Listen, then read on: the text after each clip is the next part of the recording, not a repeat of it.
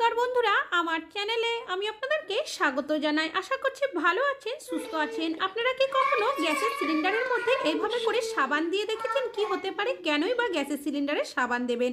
আপনারা প্যাডের মধ্যে এইভাবে করে জল দেবেন কিসের জন্য? আপনারা আলুর খোসা খুব সহজে কিভাবে ছাড়িয়ে নিতে পারবেন? গ্যাসের খরচ আপনারা কিভাবে একটা সাবানের সাহায্যে বাঁচিয়ে নিতে পারবেন? তাছাড়াও রয়েছে আরও বেশ কিছু ইউজফুল টিপস। চলুন দেখে নেওয়া যাক আজকের প্রথম টিপসটা। এখন আমরা কম বেশি প্রত্যেকেই কিন্তু বাড়িতে ফুলকপির নানা ধরনের রেসিপি বানিয়ে থাকি। অনেকে আমরা আছি যারা ফুলকপি খেতে খুবই পছন্দ করি, তবে ফুলকপি খাওয়ার কারণে অনেকেরই দেখবেন গ্যাসের সমস্যা হয়। তাছাড়াও কখনো কখনো দেখা যায় ফুলকপির মধ্যে ছোট ছোট পোকা থাকে। অনেকেই আমরা খালি চোখে সেটা কিন্তু দেখতে পাই না। তবে যখনই আপনারা ফুলকপি রান্না করবেন, কোনো রেসিপি বানাবেন, সেক্ষেত্রে আপনারা একটা কাজ করে নেবেন। নিয়ে নেবেন একটা পাত্র, এর মধ্যে দিয়ে দেবেন বেশ কিছুটা পরিমাণের গরম জল। তবে এখানে অতিরিক্ত গরম জল এটা কিন্তু নয়। এবার এর মধ্যে দিয়ে দিচ্ছি সামান্য পরিমাণের লবণ।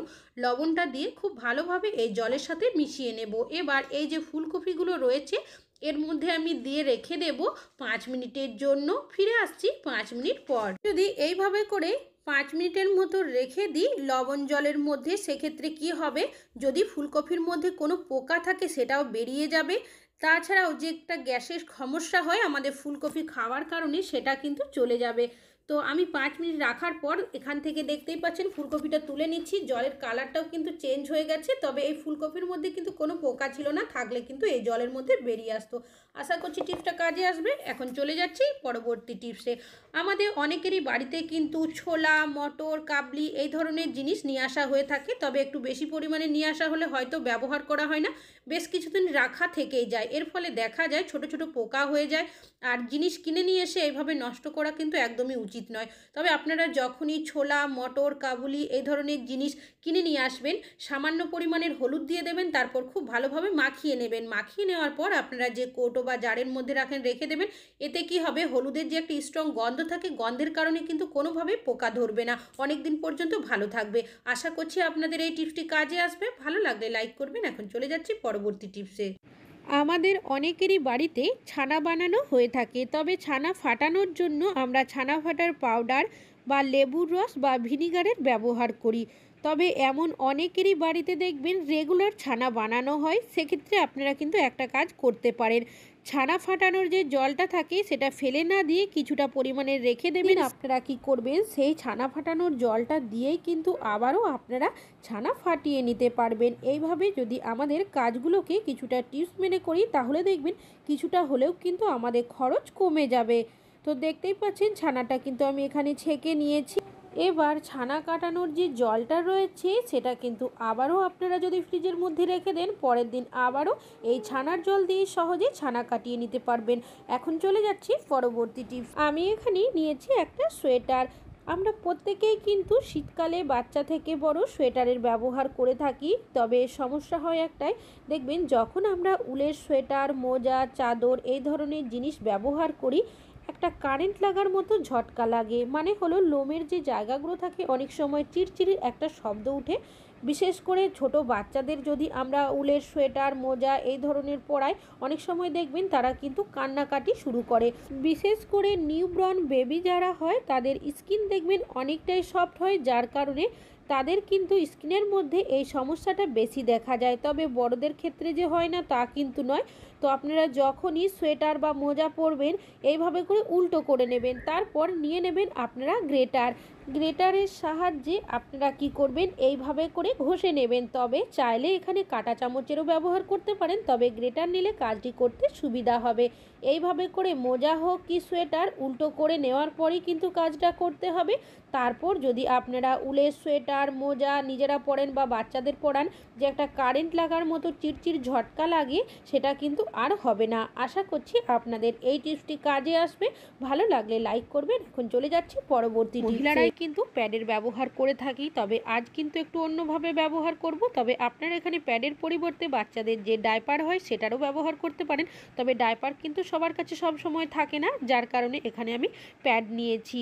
তবে এই প্যাডের নিচের সাইডের যে একটা কাগজ থাকে সেটা কিন্তু তুলবো না, ওটা কিন্তু রেখেই দিতে হবে। আর নিয়েছি এখানে আমি একটা থালা, এইভাবে করে প্যাডটাকে ভালো করে একটু সেট করে নেব। বেশ কিছুটা পরিমাণের গরম জল এই প্যাডের মধ্যে একটা সাইড থেকে গরম জলটাকে আমি পুরোটাই এইভাবে করে দিয়ে দেব। আপনারা যদি ডাইপার নেন সেক্ষেত্রে কিন্তু ডাইপারের সাইডের কিছুটা অংশ কেটে বাদ দিয়ে দেবেন, তারপর একইভাবে কিছুটা গরম জল দিয়ে দেবেন।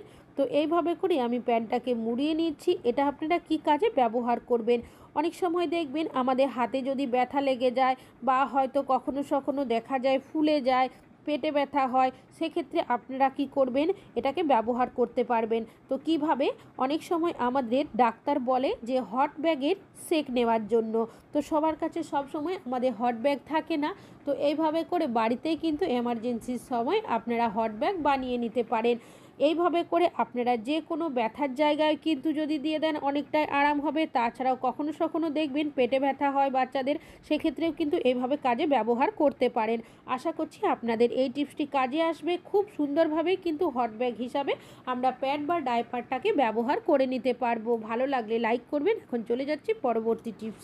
আমি এখানে নিয়েছি বেশ কিছুটা নতুন আলু। এখন কিন্তু আমাদের প্রত্যেকেরই বাড়িতে কম বেশি নতুন আলু নিয়ে আসা হয়ে থাকে, তবে আলুগুলো যখন একটু সাইজের ছোট থাকে সেক্ষেত্রে নতুন আলুর খোসা ছাড়াতে কিন্তু আমাদের অনেকটাই সমস্যার মধ্যে পড়তে হয়। তবে আপনারা কিভাবে খুব সহজেই একদম ছোট নতুন আলুর খোসা ছাড়িয়ে নেবেন? আমি এখানে নিয়েছি একটা নেটের ব্যাগ। আমাদের অনেকেরই বাড়িতে কিন্তু এই ধরনের নেটের ব্যাগ থাকে। আমরা যখন কোনো কিছু কেনাকাটা করি তার সাথে কিন্তু পেয়ে থাকি। তবে নেটের ব্যাগগুলো না ফেলে আপনারা কিন্তু রেখে দেবেন। নেটের ব্যাগটা যেহেতু অনেকটাই বড়, আমি মুড়িয়ে নিয়েছি, তারপর আলুগুলো নেটের ব্যাগের মধ্যে এইভাবে করে ভরে দিয়েছি। এবার আপনারা চাইলে আলুগুলো হাত দিয়ে এইভাবে করে ডাইরেক্ট ধরে এইভাবে করে কিছু সেকেন্ড ঘষেও নিতে পারেন। তাছাড়াও যদি একটু বেশি পরিমাণের আলু নেন সেক্ষেত্রে এইভাবে ভালো করে টাইট করে মুড়িয়ে নেবেন। তারপর যদি এইভাবে করে হালকা হাতে ঘষতে থাকেন তাহলেই দেখবেন আলুর যে পাতলা খোসাগুলো থাকে সেগুলো খুব সহজেই আপনারা কিন্তু ছাড়িয়ে নিতে পারেন। এইভাবে করে আমরা কিন্তু ঘন্টার কাজ মিনিটের মধ্যে করে নিতে পারি। তো দেখতেই পাচ্ছেন এইভাবে করে আমি কিছু সেকেন্ড ঘষে নিয়েছি। আলুর যে খোসাগুলো রয়েছে সেগুলো কিন্তু অনেকটাই ছেড়ে গেছে। এবার এই আলুগুলোকে ধোয়ার জন্য একটা পাত্রের মধ্যে জল নিয়েছি। নেটের ব্যাগটা নিয়ে এইভাবে করে আমি একটু জলের মধ্যে ডুবিয়ে দিয়েছি, আর দেখতেই পাচ্ছেন যে নোংরাটা ছিল সেটা কিন্তু অনেকটাই বেরিয়ে গেছে। পাত্রের মধ্যে পরিষ্কার জল নিয়েছি, নেটের ব্যাগের থেকে আলুগুলো এই জলের মধ্যে দিয়েছি, হাত দিয়ে হালকাভাবে আরও একটু ঘষে নেব। বাকি যে আলুর খোসাগুলো আলুর মধ্যে লেগে রয়েছে হালকাভাবে ঘষে নিলেই দেখবেন সহজেই কিন্তু আপনারা ছাড়িয়ে নিতে পারবেন। আবারও আমি পরিষ্কার জল দিয়ে আরও একবার আলুটাকে ধুয়ে নিচ্ছি। আশা করছি আপনাদের এই টিপসটি কাজে আসবে। ভালো লাগলে লাইক করবেন। এখন চলে যাচ্ছি পরবর্তী টিপস। আমি এখানে নিয়েছি একটা টমেটো। আমরা অনেক সময় রান্নাতে টমেটো পিউরির ব্যবহার করে থাকি। তাছাড়াও শীতের সময় অনেকেই আমরা কি করি, টমেটোটাকে পুড়িয়ে টমেটো মাখা বানিয়ে থাকি। তবে আপনারা কিভাবে সহজেই টমেটোর খোসাটাকে ছাড়িয়ে নেবেন তেমনই একটা টিপস শেয়ার করব। তাছাড়াও টমেটোটা দিয়ে কিভাবে আপনারা বাড়িতে সহজেই টমেটো মাখা করে নেবেন চলুন দেখে নেওয়া যাক। আমি সামান্য পরিমাণে তেল নিয়েছি, টমেটোর মধ্যে ভালোভাবে লাগিয়ে নিয়েছি। এবার নিয়ে নিয়েছি এখানে একটা কাঁটা চামচ।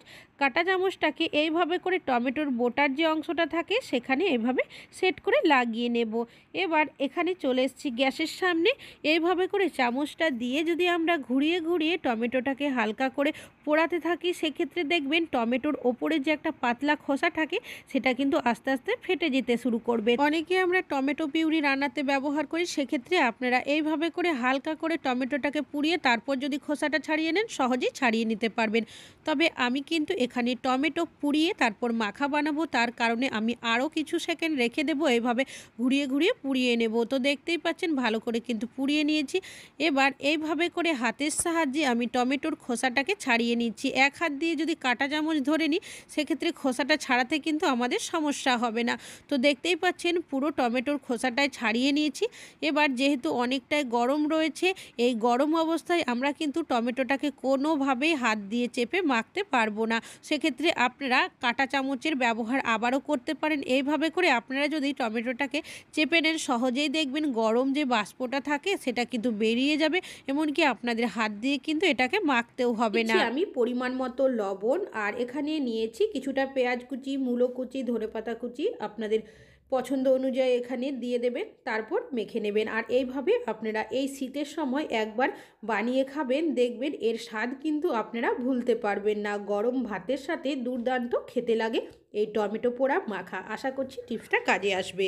গ্যাস ওভেনে রান্নাবান্না আমরা প্রত্যেকেই করে থাকি, তবে অনেক সময় দেখবেন আমরা যখনই গ্যাসটা জ্বালাই এইভাবে করে বার্নারের সাইড হয়ে অনেকটাই কিন্তু গ্যাস আমাদের বেরোতে শুরু করে। আর এটা কিন্তু আমরা অনেকেই লক্ষ্য করি না, এইভাবেই রান্নাবান্না করতে থাকি। এইভাবে যদি রান্না করা হয় সেক্ষেত্রে গ্যাসের অপচয় অনেকটাই হয়। তবে আপনাদের যদি এই ধরনের সমস্যা হয়ে থাকে সেক্ষেত্রে আপনারা কী করবেন, যেহেতু বার্নারটা অনেকটাই গরম রয়েছে, একটা কাপড়ের সাহায্যে বার্নারটাকে খুলে নিয়েছি। এবার আমি এখানে নিয়েছি সাবান, আপনারা এখানে যে কোনো সাবান নিতে পারেন। সাবানটা দিয়ে বার্নারের পুরো সাইডেই আমি এইভাবে করে ঘষে দেব। এইভাবে সাবান দিয়ে ঘষে দিলে কি হবে, সাবানের একটা লেয়ার হয়ে যাবে। আর আমরা দেখবেন অনেক সময় কি করি, এই ধরনের সমস্যা হলে বাজারে নিয়ে যায় বা বার্নারটা চেঞ্জ করে নিয়ে আসি। আর এই সমস্যাটা তখনই হয় যখন আমাদের বার্নারটা অনেক দিনের পুরনো হয়, সেক্ষেত্রে সাইডটা ক্ষয়ে যায়। তাছাড়া অনেক সময় জং বা মরচে ধরে গেলেও কিন্তু এই ধরনের সমস্যা হয়। তো বার্নারটাকে লাগিয়ে দিয়েছি, এবার আমি জ্বালিয়েও আপনাদেরকে দেখাচ্ছি। আর দেখতেই পাচ্ছেন আগে কীরকম সাইড দিয়ে আমাদের বার্নারের আগুনটা বেরোচ্ছিল, এখন কিন্তু সম্পূর্ণ ঠিক হয়ে গেছে। আশা করছি আপনাদের এই টিপসটা কাজে আসবে। ভালো লাগলে লাইক করবেন। এখন চলে যাচ্ছি পরবর্তী টিপস। কোনো কিছু গরম করি বা সেদ্ধ করি বা রান্নাবান্না করি, কম পরিমাণের হলে দেখবেন একটু ছোট পাত্রের মধ্যেই কিন্তু বসিয়ে দিই, তবে যাতে তাড়াতাড়ি হয় সেক্ষেত্রে আমরা কি করি, বড় যে বার্নারটা থাকে তার মধ্যে এইভাবে বসিয়ে দিই। এর ফলে কি হয়, ছোট পাত্রটা যেহেতু থাকে আমাদের গ্যাস ওভেনের যে আগুনটা পুরো সাইড দিয়ে কিন্তু অনেকটাই বেরিয়ে যায়। এতে করেও কিন্তু আমাদের গ্যাসের অপচয় অনেকটাই হয়। যখনই আপনারা ছোট পাত্রে কোনো কিছু সেদ্ধ করবেন, গরম করবেন বা রান্নাবান্না করবেন, সেক্ষেত্রে বড় বার্নারের মধ্যে না বসিয়ে ছোট পাত্রের মধ্যে যদি বসান তাহলে গ্যাসের খরচ কিন্তু আমাদের অনেকটাই কম হবে। আশা করছি এই টিপসটিও আপনাদের অনেক বেশি কাজে আসবে। আমি এখানে নিয়েছি একটা পুরনো সোয়েটার। অনেক সময় দেখবেন আমাদের সোয়েটার যদি ফেটে যায় বা কালার চলে যায় বা ছোট হয়ে যায়, সেক্ষেত্রে এই সোয়েটারগুলো বাড়িতে কিন্তু এরকমই পড়ে থাকে। তো আমাদের বাড়িতে অনেকেরই এমন ধরনের সোয়েটার থাকে যেগুলো হয়তো আমরা ব্যবহার করি না। তো সোয়েটারটাকে প্রথমে খুলে নিয়েছি, দেখতেই পাচ্ছেন। এবার নিয়ে নিয়েছি এখানে একটা বালিশ। বালিশটাকে সোয়েটারের মধ্যে এইভাবে করে পরিয়ে দেব। তারপর যে হাতার অংশগুলো রয়েছে সেগুলো আমি কি করব, ভেতরের সাইডে এইভাবে করে ঢুকিয়ে তবে সোয়েটারের হাতাগুলো যাতে গুটিয়ে না যায় সেদিকে কিন্তু লক্ষ্য রাখতে হবে। তো দেখতেই পাচ্ছেন সোয়েটারের দুটি হাতাই কিন্তু আমি এইভাবে করে ভেতরের সাইডে ঢুকিয়ে দিয়েছি। এবার বোতামগুলো লাগিয়ে নিচ্ছি। আপনারা এইভাবে করে বালিশের মধ্যে কেনই সোয়েটার পরাবেন, শীতের সময় আমরা যে বালিশগুলো মাথায় দিয়ে ঘুমাই দেখবেন অনেকটাই পরিমাণে ঠান্ডা থাকে। বিশেষ করে বাচ্চাদের যদি আমরা বালিশের মধ্যে এইভাবে করে সোয়েটারটা পরিয়ে দিই, তারপর যদি আমরা ঘুমাই সেক্ষেত্রে দেখবেন ঠান্ডাটা কিন্তু অনেকটাই কম লাগবে। এইভাবে করে আমরা কিন্তু আমাদের পুরনো সোয়েটারগুলো ব্যবহারও করে নিতে পারবো। আশা করছি টিপসটা কাজে আসবে। এখন চলে যাচ্ছি পরবর্তী টিপস। রান্নাবান্না করার জন্য আমরা কিন্তু প্রত্যেকেই কম বেশি গ্যাসের সিলিন্ডারের ব্যবহার করি, তবে অনেক সময় দেখবেন গ্যাসের সিলিন্ডারের আশেপাশে যদি আমরা যাই গ্যাসের একটা গন্ধ কিন্তু আমরা বুঝতে পারি। তবে এই ধরনের যদি সমস্যা হয় অনেকটাই কিন্তু বিপদের মধ্যে আমরা পড়তে পারি। তবে আপনারা কিভাবে যাচাই করে নেবেন যে গ্যাসের সিলিন্ডারটা লিক করছে কিনা, তারই একটা ইউজফুল টিপস আপনাদের কাছে শেয়ার করব। তো তার জন্য নিয়ে নিতে হবে সাবান। আপনারা যে কোনো সাবান এখানে নিতে পারেন। এবার নিয়ে নিয়েছি এখানে সামান্য পরিমাণের জল। এবার জলটা দিয়ে কি করব, সাবানটাকে হাতের মধ্যে এইভাবে করে ঘষে আমি ফেনা মতো করে নেব। তো দেখতেই পাচ্ছেন খুব ভালো করে ফেনা করে নেওয়া হয়ে গেছে। এবার এটা আপনারা কিভাবে গ্যাসের সিলিন্ডারের মধ্যে ব্যবহার করবেন, গ্যাসের সিলিন্ডারের যে জায়গার মধ্যে ক্যাপটা লাগানো থাকে তার ওপর সাইড করে আপনারা এইভাবে করে ফেনাটাকে ভালো করে লাগিয়ে দেবেন। এইভাবে করে লাগিয়ে 1 মিনিট রাখবেন। যদি দেখেন গ্যাসের সিলিন্ডার আপনাদের লিক রয়েছে তাহলে কিন্তু এই ফেনাটা বাবলের মতো তৈরি হয়ে যাবে। আর যদি এখান থেকে গ্যাস না বেরোয় তাহলে কিন্তু এই ধরনের বাবল হবে না। তো দেখতেই পাচ্ছেন এই গ্যাসের সিলিন্ডারটা কিন্তু লিক করছিল, তো তার জন্য কিন্তু এটা বাবলের মতো হয়ে গেছে। আমি সামনে থেকেও দেখিয়ে দিচ্ছি। আর এই বাবলটা কিন্তু অনেকক্ষণ পর্যন্ত রয়েছে, আপনারা নিজেরাও দেখেই বুঝতে পারবেন। তার মানে এখান থেকে কিন্তু অনেকটাই পরিমাণের গ্যাস লিক করছে। তবে আপনাদের বাড়িতেও যদি এই ধরনের সমস্যা হয়ে থাকে, গ্যাসের আশেপাশে গেলে গ্যাস বেরোনোর গন্ধ আপনারা বুঝতে পারেন, সেক্ষেত্রে কিন্তু এই টিপসটা অবশ্যই আপনারা একবার হলেও ফলো করতে পারেন। অনেক বড় বিপদের হাত থেকে কিন্তু আমরা বেঁচে যেতে পারি একটা সাবানের সাহায্যে। ভালো লাগলে লাইক করবেন। আজকে এখানেই শেষ করছি।